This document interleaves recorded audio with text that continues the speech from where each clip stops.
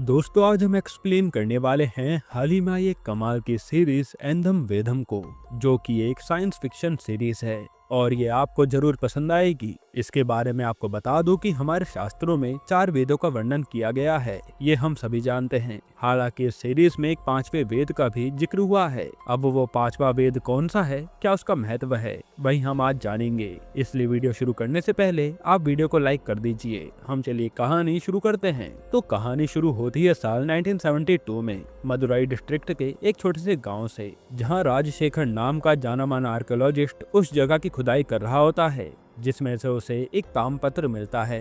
उस ताम्रपत्र पर लिखा हुआ था कि हिंदू मान्यता के अनुसार विश्व में केवल 4 वेद हैं, लेकिन एक 5वां वेद भी मौजूद है, जो कि 50 सालों बाद यानी 2024 में दुनिया के सामने प्रक्षित होगा।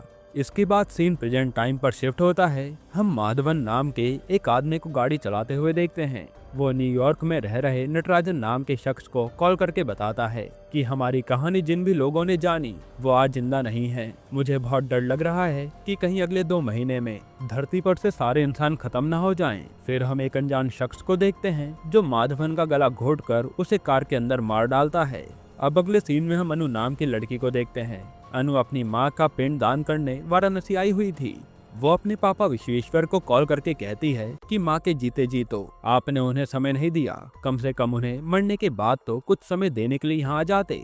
विश्वेश्वर दरअसल आर्मी में कहीं दूर दराज पोस्टेड था। फिर जब अनु वहाँ से जा रही होती है तो कोई अनजान आदमी उसकी छिपकर तस्वीरें लेने लगता है और उसे फॉलो भी करता है। अब अनु जिस होटल में रुकी हुई थी उसके ओनर का नाम था शास्त्री। जब शास्त्री सोया होता है उसके कान में आवाज आती है, शास्त्री अब समय आ गया है अपना कर्तव्य निभाने का। उस बक्से को अनु को देकर उसे मेरे पास भेजो। इस तरफ अनु की मुलाकात पाथी नाम के लड़के से होती है जो डॉक्यूमेंट्रीज बनाता था। फिर जब अनु अपने होटल लौटती है तब शास्त्री उसके रूम का दरवाजा बंद कर उसे अपने पास बुलाता है। यह देख अनु घबरा जाती है और पूछती है कि ये आप क्या कर रहे हैं।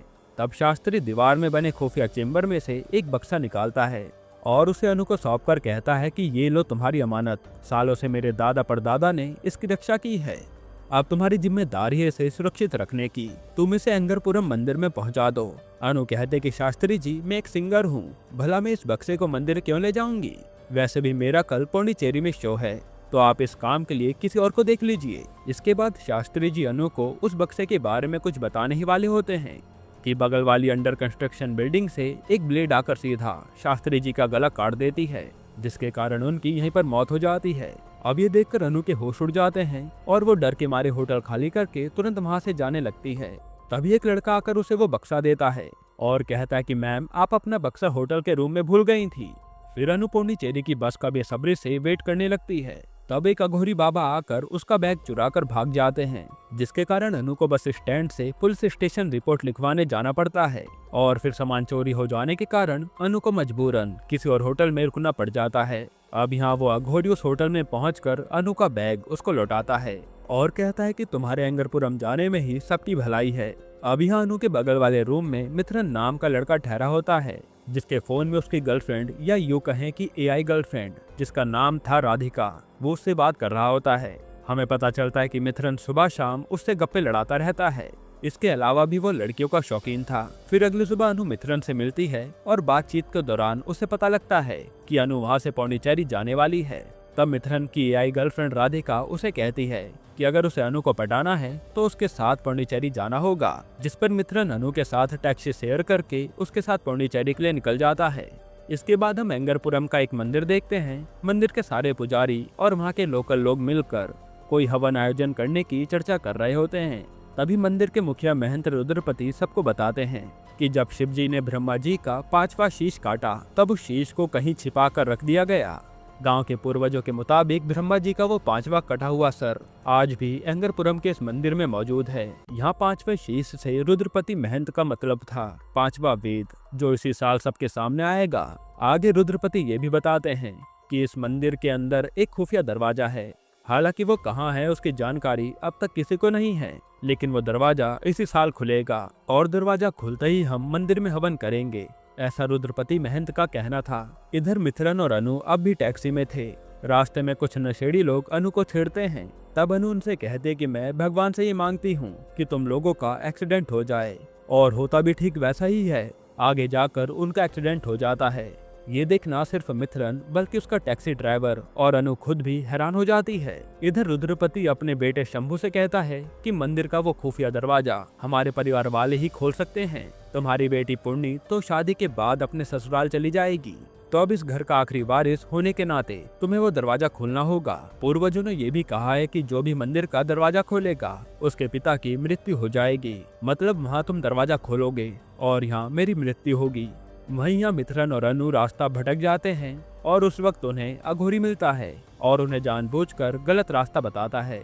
इससे दोनों पौंडीचेरी के बजाय एंगरपुरम पहुंच जाते हैं और वहां जाते ही अनु को होटल के ओनर शास्त्री की बहुत याद आती है, जिसके बाद वो कुछ सोचती है और वो बक्सा लेकर शंभू के हाथ में दे देती है। अनु शंभू को बताती है कि वाराणसी के शास्त्री जी ने मुझे ये बक्सा मंदिर में देने को कहा था। असल में उस बक्से में मंदिर के खुफिया दरवाजे को खोलने का राज छिपा था। इसी कारण शंभू बक्सा लेने से इनकार कर देता है, क्योंकि उसके दरवाजा खोलते ही उसके पिता रुद्रपति की मौत हो जाएगी। ऐसे में अनु बक्से को मंदिर में ही छोड़कर चली जाती है। वहीं हम देखते हैं कि उन दोनों के बीच की बातें गांव का एक आदमी छिपकर सुन रहा होता है और वो बक्से को लेकर गांव की मुखिया को दे देता है। इसके बाद सीन शिफ्ट होता है दक्ष नाम के लड़के पे, जो कार्तिकी नाम के लॉयर से मिलने आया था। दक्ष लॉयर को बताता है कि मैंने एक 3D प्रिंटर बनाया है। इस प्रिंटर में बायो इंक डालकर ह्यूमन बॉडी के किसी भी पार्ट को क्रिएट किया जा सकता है और अब मेरा यही इन्वेंशन मेरी जान का दुश्मन बन गया है। मुझे आए दिन धमकी भरे कॉल्स आ रहे हैं, ये कहते हुए कि अगर इस प्रिंटर को मार्केट में लॉन्च किया गया तो वो लोग मुझे मार देंगे। मैं चाहता हूँ कि आप मेरे लिए एक पेटिशन फाइल करें ताकि मैं अपने प्रिंटर को लॉन्च कर सकूं। इस तरफ मिथुन और अनु गांव से निकलने की बहुत ट्राई करते हैं, पर कोई ना कोई मुसीबत उनके सामने आ खड़ी होती है, जैसे बस छूट जाना, गाड़ी का खराब हो जाना वगैरह वगैरह। इसके बाद वहाँ गांव का मुखिया आकर अनु और मिथुन को अपने घर पर आकर ठहरने का इनविटेशन देता है। फिर राधिका नाम की लड़की मंदिर में रहने आती है। राधिका की कुंडली में कोई दोष था, जिसे उसे पंडित ने कहा था कि अगर वो 40 दिन तक एंगरपुरम मंदिर में रहकर अनुष्ठान करेगी तो उसका दोष हट जाएगा। अब यहाँ चौंकाने वाली बात ये भी है कि मिथुन के फोन में जो राधिका नाम की AI है और मंदिर में आई लड़की राधिका, दोनों का फेस हूबहू मिलता भी है। और वैसे आपको याद भी होगा कि मिथुन को अनु के साथ यहाँ आने के लिए उसी AI ने कहा था। खैर फिर रात को AI मिथुन को बताती है कि वो इस राधिका को अपने प्यार में कैसे फंसाए। फिर मुखिया का भाई उसे कॉल करके बताता है कि वो जल्द इंडिया आएगा। इस बात से खुश होकर मुखिया अपने घर के गोडाउन और गेस्ट रूम की सफाई करवाता है। तभी उसकी नज़र गोडाउन में एक सीक्रेट दरवाजे पर जाती है, लेकिन वो साफ सफाई में बिजी होने के कारण दरवाजे पर ज्यादा गौर नहीं करता। यहाँ हमें एक और बात पता चलती है कि मुखिया की बीवी पागल है। उनके बेटे के गायब होने के बाद वो बस एक ही बात बोलती है कि उसका बेटा उसे हर तरफ नजर आता है। उसकी इसी हालत के चलते भवानी नाम की एक औरत उसकी देखरेख करती है। इधर अनु अकेले ही गांव से बाहर जाने के लिए निकल पड़ी थी। उसने ठान लिया था कि वो कैसे भी करके उस गांव से चली जाएगी। तभी जंगल के रास्ते से 4 बौने आते हैं और अपनी माया से एक नया रास्ता बना देते हैं। इससे अनु रास्ता भटक जाती है और हाँ, यही 4 बौने अनु को वाराणसी में भी दिखे थे। फिर वो अघोरी अनु के सामने आकर उसे और भ्रमित करने लगता है। आखिर में अघोरी अनु से कहता है कि अब तुम इस जगह से कहीं नहीं जा सकती, जो सुनकर अनु के भी होश उड़ जाते हैं। इसके बाद हम दक्ष को देखते हैं, जो अपने लैपटॉप की प्रोटेक्शन के लिए पेटिशन फाइल कर चुका था और वो फिलहाल अपने रूम में बैठकर उस पर कुछ काम कर रहा होता है। तभी कोई अनजान आदमी आकर उसकी जान ले लेता है और दक्ष की मौत के बाद उसके लैपटॉप में मौजूद सारी फाइल्स खुद ब खुद डिलीट होने लगती हैं। इसके बाद हम पति को देखते हैं, जो कि वाराणसी पे डॉक्यूमेंट्री बना रहा था। इस दौरान उसे एक ताम्र पत्र मिलता है, जिसके बारे में ज्यादा जानने के लिए पति ने काफी सारे पंडितों से मुलाकात की। फिर आखिरकार एक पंडित उसे ताम्र पत्र से जुड़ी एक रहस्यमयी बात बताता है और इसकी खबर राजशेखर तक पहुंच जाती है उसके खुफिया सूत्रों के जरिए। ये वही आर्कियोलॉजिस्ट राजशेखर है जिसको हमने सीरीज की शुरुआत में देखा था, जिसके बाद उसकी टीम हर वक्त पति का पीछा करती है ताकि वो पति से उस ताम्र पत्र को ले सकें। इसके बाद हम नटराजन नाम के एक आदमी को देखते हैं, जो अमेरिका से लौटा था। बहुत सालों पहले नटराजन जिस कंप्यूटर को चलाता था, उसके अमेरिका जाते उसकी फैमिली ने उसे कबाड़ी को बेच दिया था, मगर उस कंप्यूटर में उसकी कुछ जरूरी फाइल्स थी, जिन्हें लेने के लिए वो वापस इंडिया आया है। यहाँ नटराजन अपनी फैमिली से जानने की कोशिश करता है कि वो कंप्यूटर उन्होंने किसे बेचा था। वहीं इस तरफ लॉयर कार्तिकी और उसके असिस्टेंट को दक्ष के मरने की खबर मिलती है और आखिरी बार दक्ष ने कार्तिकी से मिलकर कुछ डॉक्यूमेंट पर साइन किए थे। अब कार्तिक अपने असिस्टेंट से उन डॉक्यूमेंट्स पर ये लिखवाती है कि दक्ष ने अपने 3D प्रिंटर को कार्तिकी के नाम कर दिया है। इसके बाद दोनों दक्ष के घर उस प्रिंटर को ढूंढने जाते हैं, मगर उन्हें वो प्रिंटर नहीं मिलता। फिर उन्हें पता लगता है कि उस प्रिंटर को दक्ष ने कोरियर से एंगरपुरम भेज दिया है। वहीं यहाँ मंदिर में राधिका और शंभू की बेटी पूर्णी के बीच अच्छी दोस्ती हो जाती है और दोनों सहेलियां मिलकर मंदिर की देखभाल करने लगती हैं।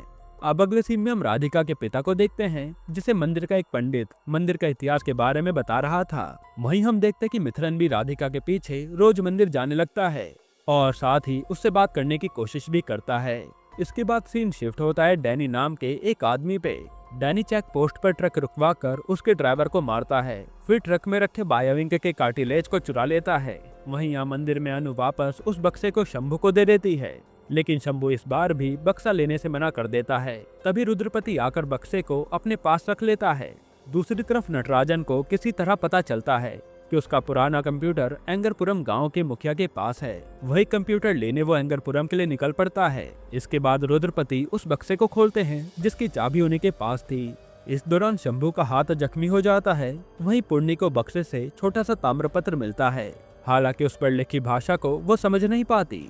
अब रुद्रपति उन लोगों को बताते हैं कि ताम्रपत्र पर कुछ मंत्र लिखे हैं। फिर उसी रात वो 4 बौने रुद्रपति के घर आकर उसे कहते हैं कि ये बक्सा तुम्हारे घर में सुरक्षित नहीं है, और रुद्रपति उनके कहने पर उस बक्से को उन्हें सौंप देते हैं। अब उसी रात कुछ लोग आकर गांव के मुखिया की जान ले लेते हैं और ये सारा वाक्य अनु और मिथुन की आंखों के सामने होता है। अनु लोगों का पीछा करने की कोशिश करती है, तब उसे उसके पापा नजर आते हैं जो खुद भी मुखिया को बचाने की कोशिश कर रहे थे, और अनु ने वहां देखकर हैरान हो जाती है। फिर अगली सुबह पुलिस आकर मुखिया की लाश को ले जा रही होती है। उसी समय जंगल में उन्हें मुखिया के खूनी भी मिल जाते हैं। तब पुलिस उन्हें मारपीट कर उनसे पूछती है कि ये खून किसने करवाया। वो कहते हैं कि हमें तो इस काम के पैसे मिले थे तो हमने ये काम कर दिया, ये किसने कराया क्यों करवाया ये हम कुछ नहीं जानते। फिर उसी दिन मुखिया का भाई मुकुंदन अपनी गर्लफ्रेंड और बिजनेस पार्टनर जूली के साथ गाँव आता है और पुलिस स्टेशन जाकर सारी कागजी कार्रवाई पूरी करता है। इधर अनु के पापा उसे बताते हैं कि वो उसकी लोकेशन ट्रैक करके उसके गांव आए हैं। उन्होंने महसूस किया है कि उस गांव से उनके परिवार का कोई कनेक्शन है, और उन्हें भी रास्ते में वो 4 बोने नजर आए थे जो अनु को नजर आए थे। आगे अनु के पापा उसे बताते हैं कि वो 4 बोने उन्हें बचपन में भी दिखे थे। दरअसल वो 4 चिरंजीवी हैं, यानी 4 वेद। वो चारों मिलकर उस 5वें वेद की रक्षा करते हैं। 5वें वेद में इतनी शक्ति है कि वह संसार का सृजन और सर्वनाश दोनों कर सकता है। फिर अनु के पापा कहते हैं कि जब तक मंदिर का वो खुफिया दरवाजा नहीं खुल जाता, हमें यहीं रहकर अपना फर्ज निभाना होगा। इस तरफ पति उस ताम्रपत्र को अपने बेटे विकास को देता है ताकि वो उस पर लिखी लैंग्वेज को डिकोड कर सके, और हमें पता चलता है कि विकास बहुत ही ज्यादा इंटेलिजेंट बच्चा था।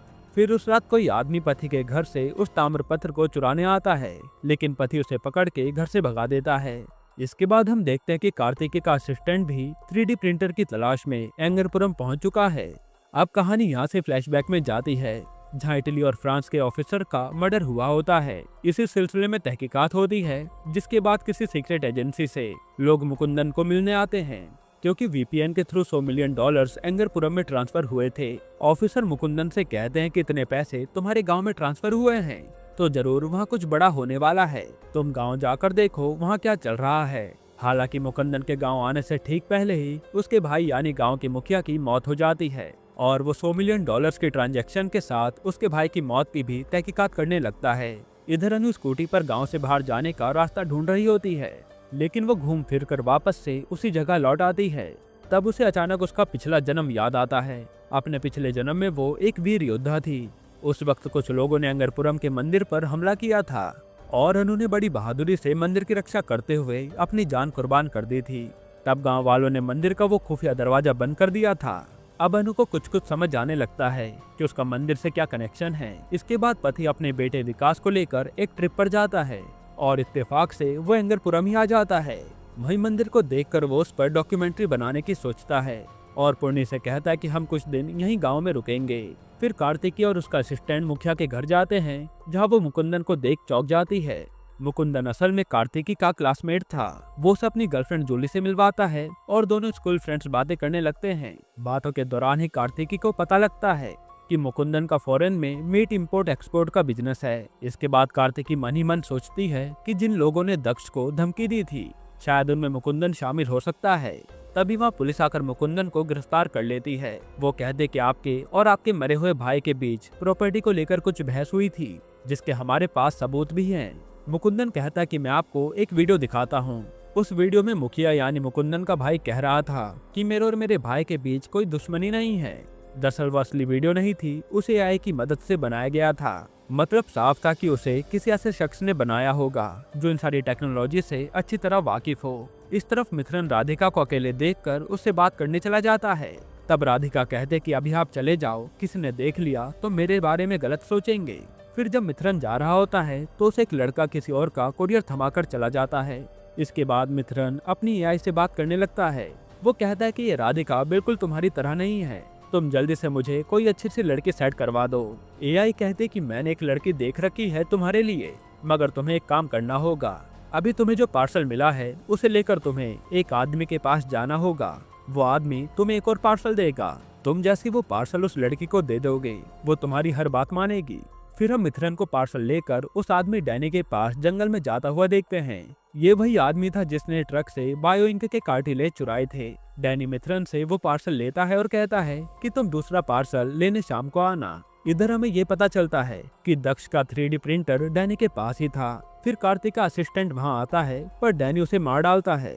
दूसरी तरफ कार्तिकी और जूली मुखिया के घर के गोडाउन में जाते हैं और दोनों की नजर उस खुफिया दरवाजे पर पड़ती है, जिसे वो लोग खोलने लगते हैं। लेकिन उसी समय उन्हें ऊपर से मुकुंदन की आवाज आती है, जिसके बाद वो दरवाजा खोले बिना ही ऊपर चले जाते हैं। अब अगले दिन मंदिर के सभी पुजारी और गांव वाले इस बात की चर्चा कर रहे थे कि ब्रह्मदेव के अभिषेक में कौन सा मंत्र बोले, क्योंकि ब्रह्मदेव की पूजा आज तक किसी ने नहीं की होती।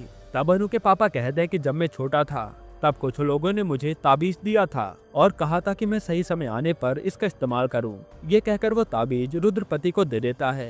उस ताबीज के अंदर से एक मंत्र निकलता है, जिसे देख रुद्रपति कहता है कि हमारे पूर्वज सच कहते थे। इधर मित्रन अनजाने में जूली के कमरे में पहुंच जाता है, जो समय सो रही थी। उसे देख मित्रन अपने एआई से उसके बारे में पूछता है, तो एआई जूली की सारी डिटेल्स मित्रन के सामने रख देती है। तभी कमरे में कार्तिकी आ जाती है, जिसे देख मित्रन वहां से भाग जाता है। अब यहाँ मंदिर में सभी लोग उस खुफिया दरवाजे को ढूंढने में लगे हुए थे। तब मुकुंदन को राधिका के पिता पर शक होता है और राधिका के पिता मुकुंदन को बताते हैं कि उसके पूर्वज मंदिर में मूर्तिकार का काम करते थे, इसलिए वो कुछ हद तक मूर्तियों के ऊपर बने चिन्हों को डिकोड कर सकता है और मंदिर में मौजूद हर मूर्ति कोई ना कोई डिटेल बयां करती है। उन्हें देख किसी जगह के डायरेक्शन वगैरह का आसानी से पता लगाया जा सकता है। फिर वो सीढ़ियों के नीचे के निशान को देखकर अंदाजे से कहता है कि वह दरवाजा यही होना चाहिए। इसके बाद वहाँ खुदाई का काम शुरू होता है। इधर नटराजन को मुखिया के घर से उसका कंप्यूटर मिलता है और सीपीयू खोलकर वो एक किताब निकालता है, जिसे लेने वो खास अमेरिका से इंडिया आया था। वहीं पति का पीछा करते करते आर्कियोलॉजिस्ट राजशेखर भी उसी मंदिर में आ गया था। इसके बाद वो चार बोने पति के बेटे को अगवा कर लेते हैं और पति से उस ताम्रपत्र को मांगते हैं। दूसरी तरफ राजशेखर को एक चौंकाने वाली बात पता चलती है कि 2 साल पहले जब एआई का कॉन्सेप्ट नया नया आया था, तभी से उसके टैबलेट में एक एआई मौजूद थी। वो उस 5वें वेद को हासिल करना चाहती थी, क्योंकि उसकी मदद से दुनिया बदली जा सकती है। देखा जाए तो वो एआई राजशेखर को उस 5वें वेद को ढूंढने के लिए गाइड कर रही थी, ताकि एआई खुद इंसानों से भी ज्यादा ताकतवर बन सके। इतना ही नहीं, एआई दक्ष के 3D प्रिंटर और डैनी की मदद से खुद का शरीर बनवाना चाहती है, यानी अब वो एक फिजिकल रूप लेना चाहती है और जो भी उसके बीच आता है वो उसको किसी तरह से रास्ते से हटा देती है। और उसी 5वें वेद की रक्षा वो अघोरी और 4 बोने हर समय करते रहते हैं। अब यहाँ मंदिर में वो खुफिया दरवाजा खुल जाता है, जिसके अंदर एक और दरवाजा था, जो कि वाराणसी से आए बक्से में मौजूद मंत्र से ही खुलेगा। लेकिन वो बक्सा तो चारों बोने रुद्रपति के पास से ले गए थे। हालांकि पुण्य को वो मंत्र याद था, तो वो उसे रुद्रपति को लिखकर दे देती है। फिर जब वो दिया जलाती है तो दूसरा खुफिया दरवाजा भी धीरे धीरे खुलने लगता है। इस तरफ डैनी 3D प्रिंटर से एक मीट का टुकड़ा प्रिंट करता है। फिर जब मिथुन उसके पास आता है तो वो उसे एक पार्सल सौंप देता है और मिथुन की एआई उसे वो पार्सल डिलीवर करने का पता बताती है और वो पता मुखिया के घर का था। तो मिथुन उसे भवानी को दे देता है। उसी वक्त भवानी की मौत हो जाती है और मिथुन की एआई उसे कहती है कि ये औरत हमारे बारे में सब जानती है, इसलिए मैंने इसे रास्ते से हटा दिया। अब मेरा अगला शिकार तुम हो। ये सुनकर तो मिथुन के होश उड़ जाते हैं। इतने में डैनी आकर मिथुन को मार डालता है। इसके बाद वो ब्लड और बायो इंक को मिक्स करके एआई की बॉडी को क्रिएट करने लगता है। इधर शंभू खुफिया दरवाजे के खुलने से काफी दुखी था, क्योंकि अब उसके पिता रुद्रपति मर जाएंगे। अब यहाँ अनुष्ठान में अनु के पापा भी थे, इसलिए रुद्रपति उसे उसकी बीवी के बारे में पूछता है। वो कहता है कि क्या तुम्हारी पत्नी इस दुनिया में है? अनु के पापा कहते हैं कि हाँ, मेरी वाइफ जिंदा है। ये सुनकर तो अनु के होश उड़ जाते हैं। तब अनु के पापा उसे बताते हैं कि उसकी एक नहीं बल्कि 2 माँ हैं। असल में अनु सरोगेसी से पैदा हुई थी। उसकी असली माँ उन्हें छोड़कर चली गई थी। वहीं अनु ने जिनका पिंडदान किया था वो उसकी सरोगेट मदर थी। इसके बाद शंभू आत्महत्या करने का फैसला कर लेता है, क्योंकि उसकी वजह से उसके पिताजी मारे जाएंगे।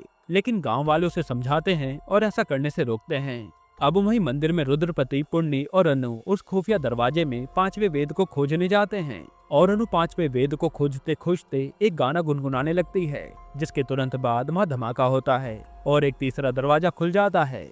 जैसे ही अंदर तीसरा दरवाजा खुलता है, बाहर अनु के पिता पर बिजली का तार टूटकर गिर जाता है और उनके जलकर मौत हो जाती है।